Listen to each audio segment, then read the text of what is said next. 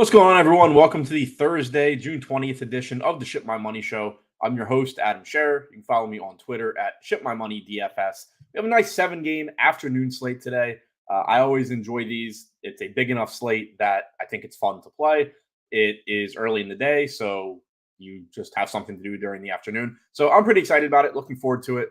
Hopefully we don't run into any weather concerns. Right now, for the games on the slate, everything looks pretty good. There are potential weather issues in Colorado, which obviously isn't great, but it doesn't look like a washout or anything like that. So for now, it looks like weather's okay. We will just need to keep an eye on that Colorado game, I guess. But other than that, everything looks good. So as always, we're going to walk through these 7 games, talking pitching, hitting, stacks, all of that. If you have any questions, throw them in chat. I'll answer them as I see them. Don't forget to hit the thumbs up button, subscribe to the Endgame channel, all of that stuff. But starting with the first game on the slate, Arizona taking on the Washington Nationals in Washington. Mackenzie Gore is going for the Nats. Ryan Nelson is going for Arizona. Nelson, obviously not a particularly good pitcher. Not somebody that I anticipate getting to a lot of on this slate. He does project to go a little bit under owned just because it is only a 7-game slate and, he's relatively cheap. But still not somebody that I expect to really be getting into lineups. Mackenzie Gore, on the other hand, is popular.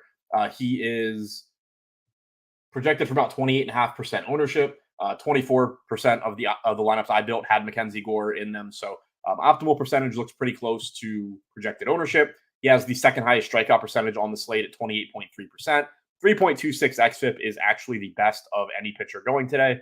He looks good. I bet his over 6.5 strikeouts earlier as well. I don't know if the line there is the same as it was when I bet, but I took that earlier. Not a great strikeout matchup for him against Arizona, but still, really good strikeout pitcher, good pitcher overall.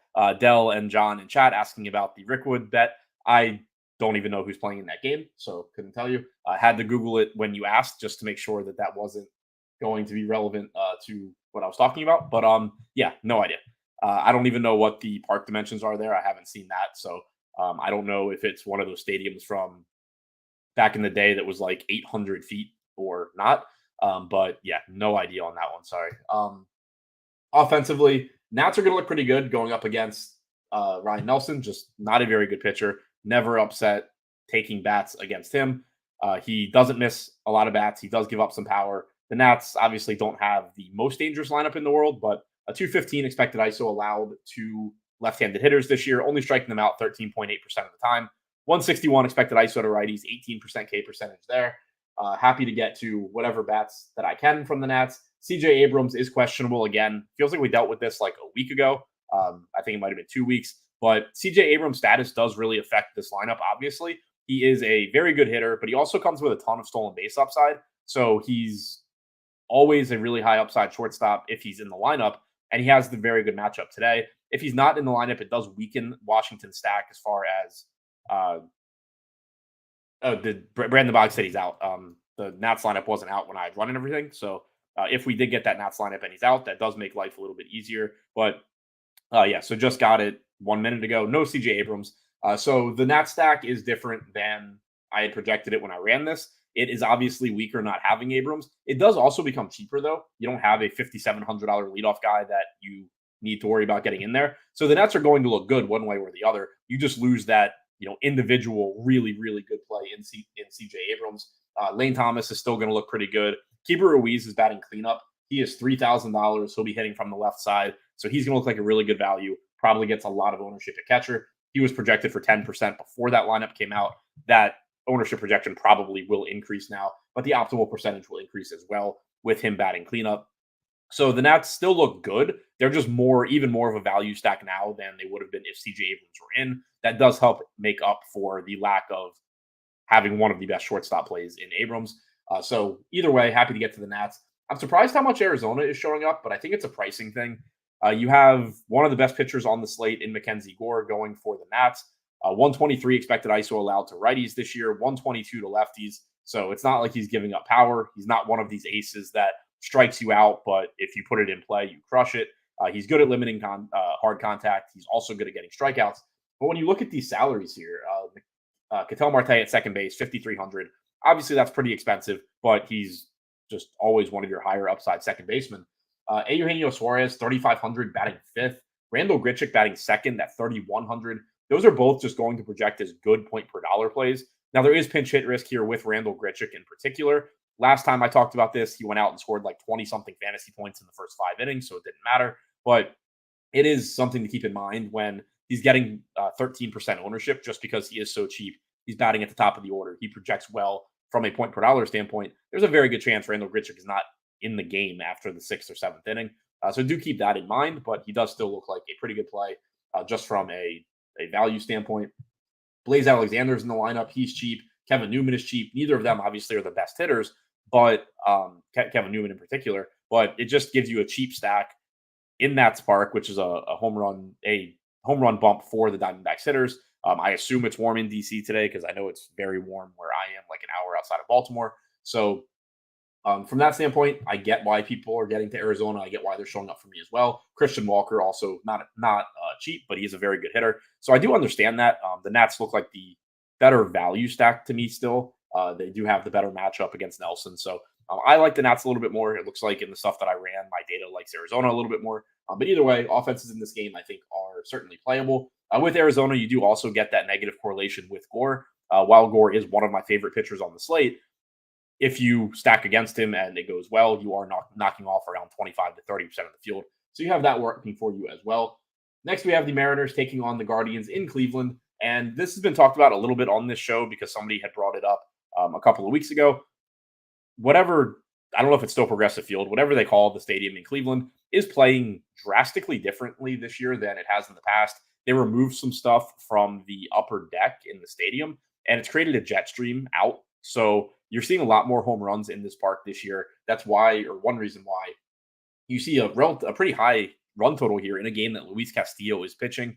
Logan Allen, not a terrible pitcher either. Allen, 7,200, good strikeout matchup against the Mariners. He's projected for 12% ownership, showing up about 14% of the time for me. So far this season, striking out 18.8% of hitters, 4.47 xFIP. His numbers were a little bit better last year as a starter. I expect he just settles in somewhere around like 20%, 20 to 21% as a strikeout percentage this year. Certainly don't mind getting to him in this strikeout spot, but keep in mind, home runs are playing up here. This Mariners team does have power, even though they strike out a lot. On the other side, Luis Castillo only getting about 10% ownership. He showed up as optimal about 10% of the time for me. On a 7-game slate, that's kind of interesting just based on his talent level. He has the third best strikeout percentage of any pitcher pitching today at 25.2%, 3.67 xFIP. But there are two things to keep in mind. One is that Cleveland is a very difficult team to strike out, especially now that Steven Kwan is back. He was out for a while, and they were still difficult to strike out. Now he's back. He's leading off, as you would expect. They have the lowest strikeout percentage against right-handed pitching this year at 16.2%. They also have a 109 WRC+. And then on top of that, as I mentioned, the wind does play a big factor now in Cleveland, or not even the wind, just the way the wind impacts the stadium plays a big role. Luis Castillo has allowed a 205 expected ISO to left-handed hitters in particular this year. He has also only struck them out 19.8% of the time. So this Cleveland lineup doesn't have the best left-handed power hitters, but they do have guys that are going to put the ball in play against a pitcher in Castillo that doesn't generate a lot of strikeouts against lefties and does allow a lot of hard contact, a lot of damage against that side of the plate. So Jose Ramirez in particular, I think looks really good at 6,100, but you're also going to have, Andres Jimenez, Josh Naylor, Steven Kwan from the left side of the plate that are capable of doing damage in this park against Castillo. So I do think that's why he's only getting 10% ownership and why he's only showing up as optimal about 10% of the time for me. I was surprised to see those numbers, especially because of the two pitchers that have better strikeout stuff than him this year on this slate. Luis Gil's facing the Orioles and Mackenzie Gore is facing the D-backs. So it's not like either of them are in a great spot, against like the Rockies outside of Colorado or anything like that. They have their own concerns, but Castillo around 10% seems perfectly fine to me here. Stacking, Seattle showing up second most often for me. Cleveland showing up more in the middle of the pack at about 10%. If you look at just 5-mans, Seattle does fall a bit. So it's suggesting that using them as 2-mans and 3-mans may be preferable to full 5-mans. But, again, this park is playing up power. The Mariners are cheap because they have struggled for a lot of the season, but we know they still have upside here. Dylan Moore gets the nice lineup bump against the lefty. Batting second, 4K, second base, third base. He should be popular here. Showing up as optimal about 13% of the time for me. Fields at 13%, so I like that. Really like getting to him. Mitch Garver batting cleanup at 3,500 should be one of your more popular catchers today. JP Crawford, lefty, but still a pretty good price tag for him leading off at shortstop. Julio Rodriguez has been pretty unlucky this year. The power numbers aren't there that you would expect from him in previous seasons. But if you look at some of his underlying batted ball stuff, it seems like he's been getting pretty unlucky so far. And then he does get that park bump going into Cleveland here. So he looks good. Ty France against the lefty at 3,500, good price tag. So really cheap team in a pretty good spot going up against Allen in this park. So again, Allen's getting some ownership, but I think that Seattle should as well. Righties this year have a 238 expected ISO against Logan Allen, so certainly not looking to shy away from that. Tampa Bay facing Minnesota in Minnesota. A little bit lower total in this game than the last one. Simeon Woods-Richardson pitching for the Twins. Zach Little on the mound for Tampa Bay. 21% ownership coming into Woods-Richardson. 18% optimal percentage for me. I'm a little surprised by that just because generally I am lower on him than the field is, but he just seems like a pretty useful play today at 7,400 in Minnesota. So neutral park as far as power goes, striking out 20% of hitters, 4.21 xFIP. And I think one reason that you're seeing the optimal percentage for him be a little bit higher for me today than it normally is when you just look at the pitching on this slate, it's not very good. Luis Gil is very good. Mackenzie Gore is very good. Luis Castillo is very good. But we just talked about the risks for Castillo. We talked about the risks for Gore, where Arizona is just a tough team to strike out. And they do have a lot of quality hitters in their lineup. And we haven't gotten to Gil yet, but he's facing the Orioles in Yankee Stadium. That can obviously go poorly in a hurry. Once you get beyond those guys and you're looking at strikeout percentage, Spencer Arrighetti is at 25%. Zach Little's next at 21%. And then you have Wynn and Woods-Richardson between 20 and 21%. So there's not a really strong mid-range of pitchers today. I think that's why you're seeing Woods-Richardson show up as a better play than he normally does. Again, it's not that he's great. It's just that he has an okay matchup against Tampa Bay. The Rays have the 9th highest strikeout percentage against right-handed pitching this year. They have a 98 WRC+. You're in a pretty neutral park for power. So using Woods-Richardson as a value looks perfectly fine. 8K, Zach Little on the other side. I do think he's going a little bit under-owned here. Very, very similar projection, as you can see over here for me, to Woods-Richardson. I mentioned it a second ago, 21.4% strikeout percentage for Little, 3.77 xFIP. Similar pitcher, a little bit better, a little bit more talented, I think, than Woods-Richardson. The matchup against Minnesota is pretty much middle of the road. 22nd in, or a little below average, 22nd in strikeout percentage, 110 WRC+. So I do understand why Woods-Richardson's getting more ownership since he does have a little bit better matchup. He is a little bit less expensive. I don't think he's a 2-to-1 dog here, or I don't think Little's a 2-to-1 dog against Woods-Richardson. So I do think he's an interesting tournament play if you need to save a little bit of ownership at pitcher at 8K. Certainly not a ton of confidence in either guy, but at the respective price points, they both look fine. Offensively, neither team showing up all that much as far as stacks go. We do still have pretty favorable pricing on Tampa Bay, so I don't mind using them to get leverage against a pretty popular Woods-Richardson, given that he's not a great pitcher. Brandon Lau is still underpriced for his talent level at 3,700. Same goes for Josh Lowe at 3,600. So those two really stand out. Isaac Paredes at 4,100, we know has power and multi-position eligibility. 182 expected ISO allowed to lefties for Woods-Richardson this year. 190 to righties. 136 actual ISO. So he's been pretty lucky there so far. I think Lau and Lowe in particular, like I said, look pretty good. And then if you want to round it out with, a Rosarania at 3,800, that's obviously a cheap price tag for his skill set as well. So I don't mind Tampa Bay from a value plus negative correlation standpoint, but it's not a great park for home runs. There are better matchups on the slate. All of that stuff is true. Minnesota, not really getting much ownership. I don't really think they should get too much. They're a little bit more expensive than Tampa Bay. Little's a little bit better than Woods-Richardson. It's a 7-game slate, and there is power in Minnesota's lineup. So if you want to get there as a low-owned team, that's fine. But I do think I would get to Tampa before Minnesota, most likely, in part because of there being twice as much ownership coming into Woods-Richardson. Houston facing Chicago. In Chicago, nice 5.1 implied run total here for the Astros. Chris Flexen on the mound for the White Sox. Spencer Arrighetti going for the Astros. Arrighetti getting 32 to 33% ownership, showing up as optimal about 21% of the time for me. So while he does look a little bit overowned. He is still one of the more likely pitchers to succeed. I mentioned it a second ago. He is the only pitcher on this slate that has a strikeout percentage above 22%, other than your three well-known studs in Keel, Gore, and Castillo. 12.5% walk percentage is certainly too high, but the strikeouts are there. 4.28 xFIP. Very, very good matchup against the White Sox. They're tied with Tampa Bay for ninth in strikeout percentage against right-handed pitching. 84 WRC plus, just not a very good offense here, and a very reasonable price point for Arrighetti at 7,600. Looks like one of the better pitching plays on the slate. I really don't know how to get to Flexen other than he is 6K flat. He's getting 7% ownership, showed up as optimal 12% of the time for me. That isn't surprising. The cheap pitchers always do show up a little bit higher than the ownership. Not a good pitcher, not a good matchup, but it is a 7-game slate, I guess. 17.5% strikeout percentage, 4.87 xFIP. I would rather, not be getting there, but he is 6K, so I guess if you're playing a lot of lineups and you need it, that would look okay.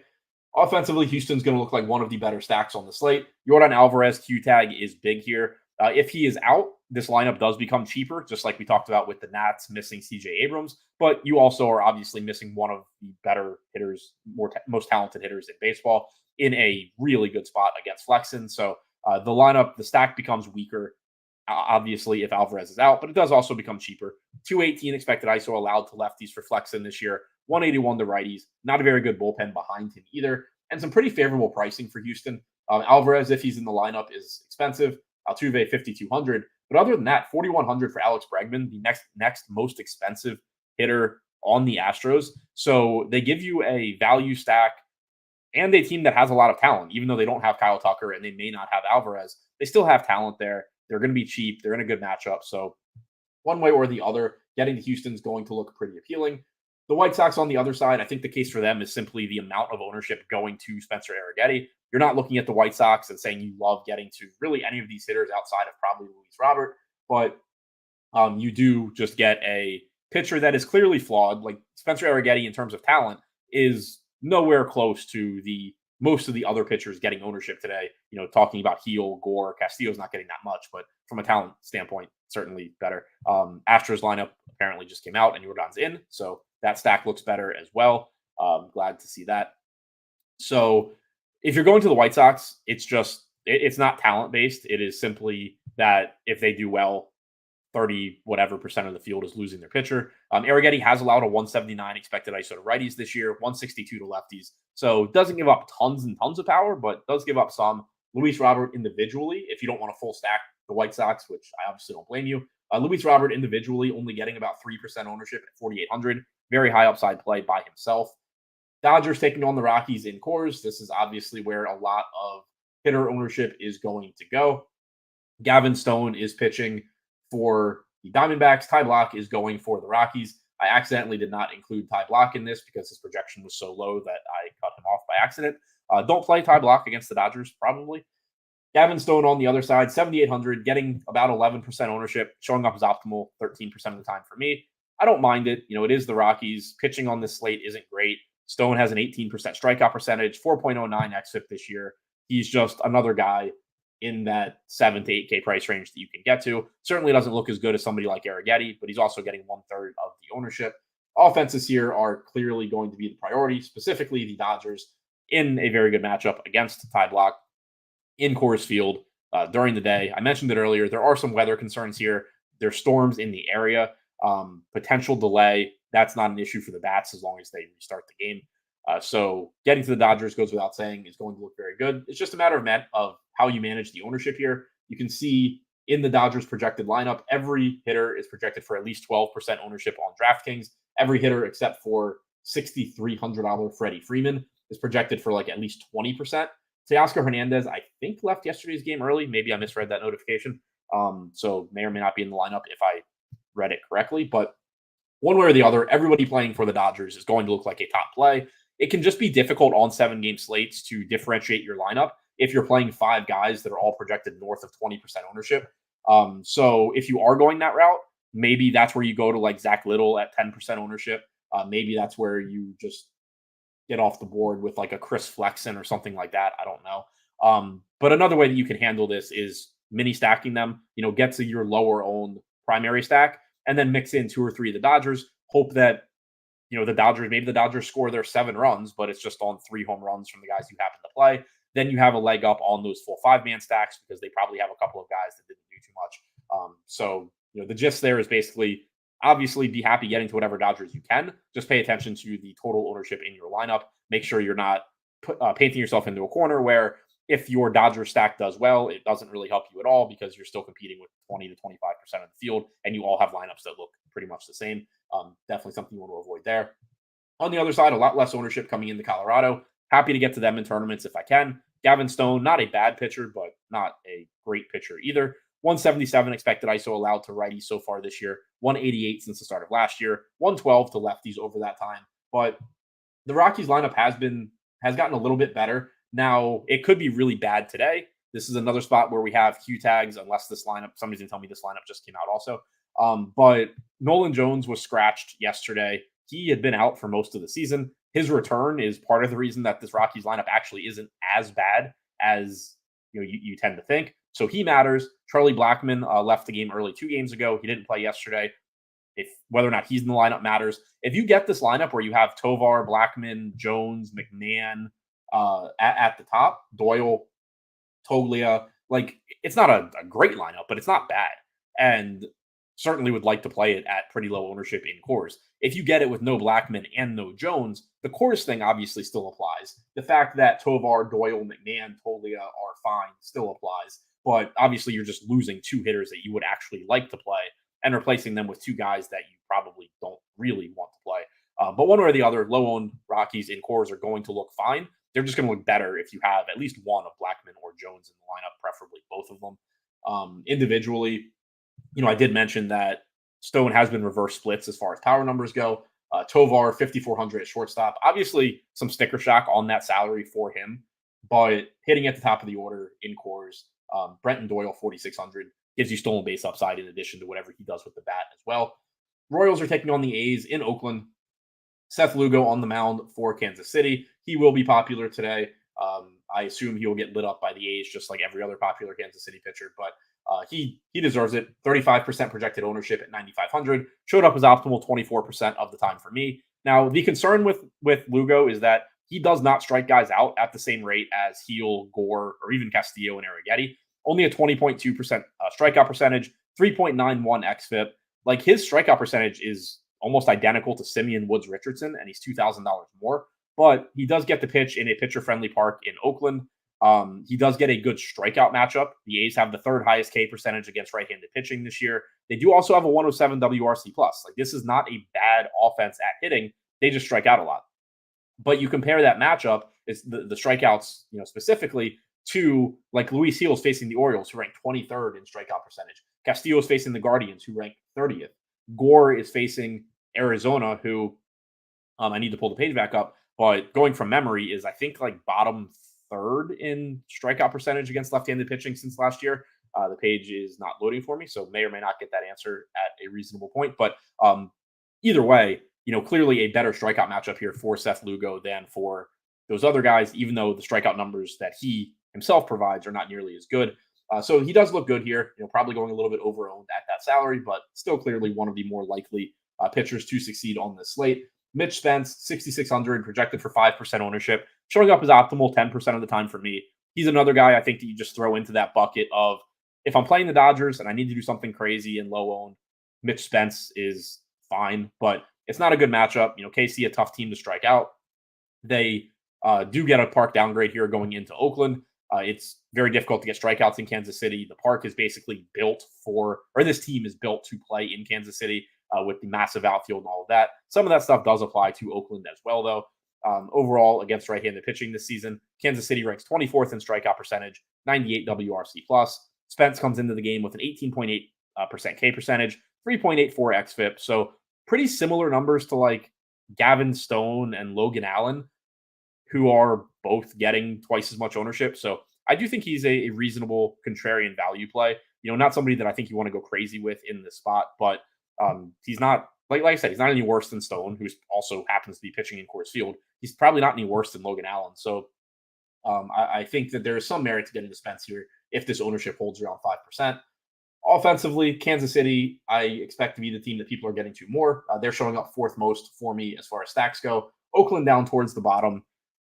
Like I said, Spence hasn't been terrible this year, but the nice thing about KC, and one reason why this park isn't as much of a problem for them as it is for other teams, they're not reliant on hitting home runs. And when you say that about most teams from a DFS context, it means it's not a team that you want to play. But Kansas City has speed, they steal bases, and so that still gives you that DFS upside, even if they're not hitting home runs. 151 expected ISO allowed to righties this year for Spence, 144 to lefties. But as always, Bobby Witts can be one of your highest upside shortstop options. His optimal percentage came in at 10% when I ran stuff before the show.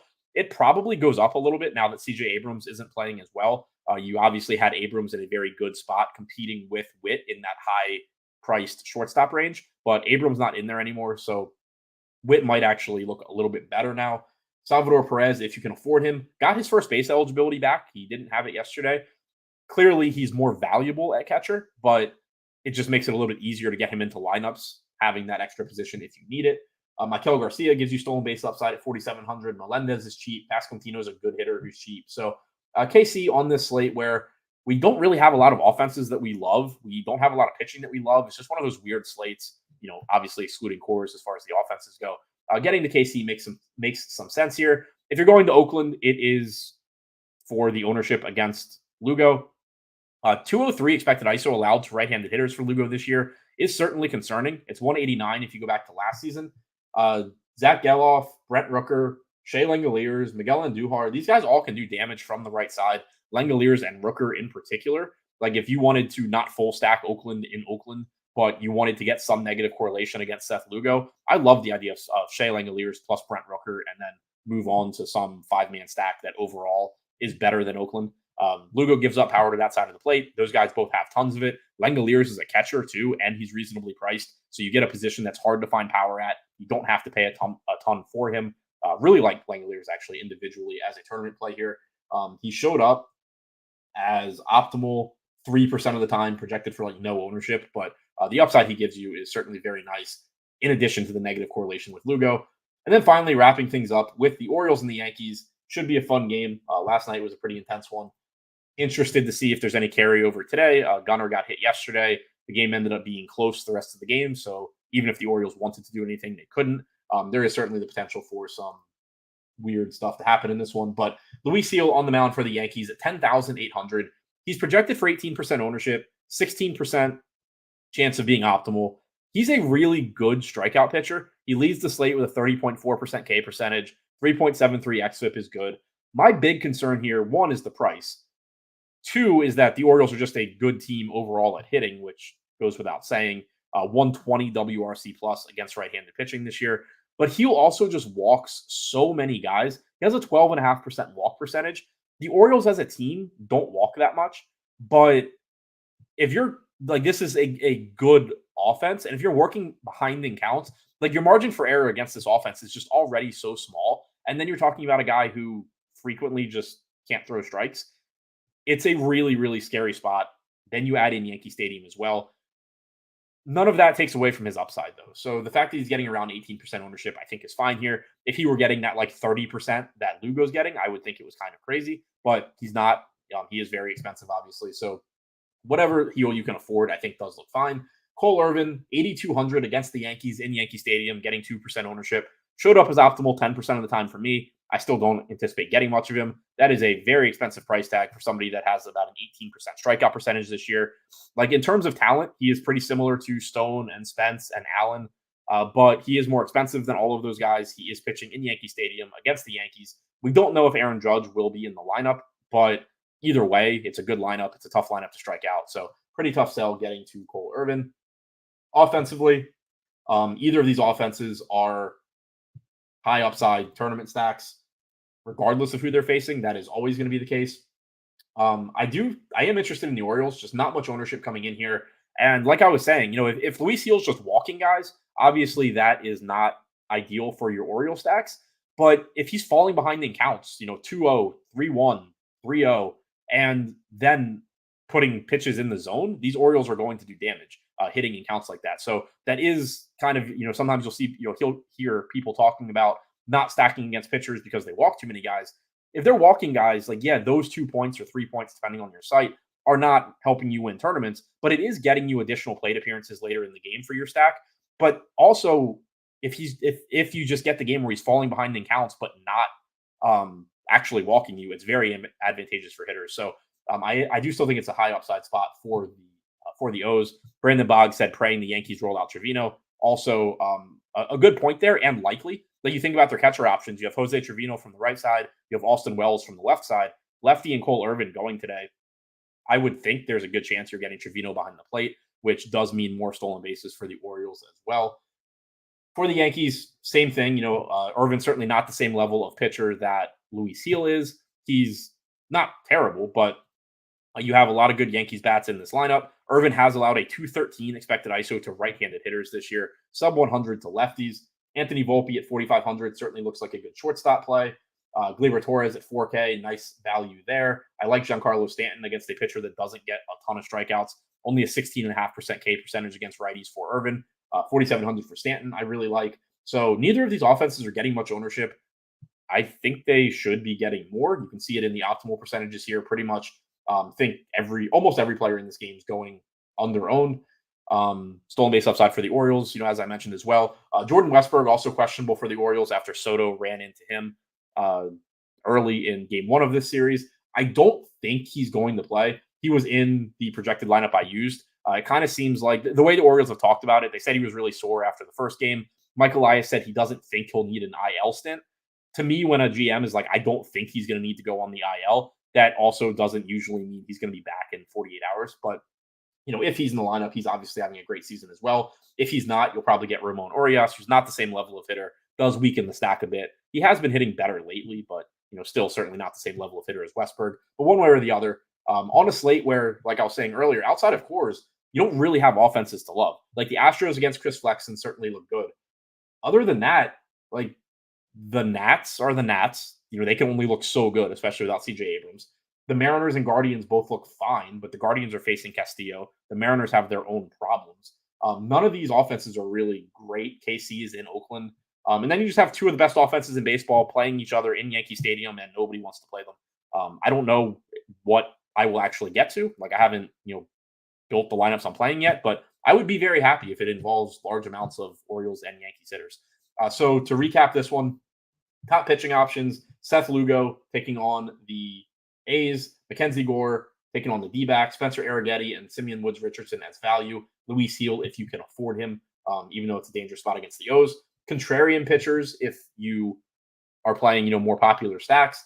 Zach Little, Mitch Spence, I think, are the two pitchers that I would like to get to the most at, like sub 10% or less ownership.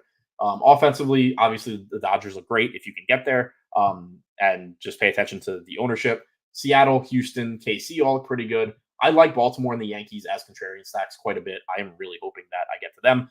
That's all I have for you. Thank you for checking out the show. No show tomorrow. Have to deal with doctor's appointments. I will be back at the beginning of next week. So enjoy your weekend. Thanks for checking out the show. Good luck on your lineups tonight.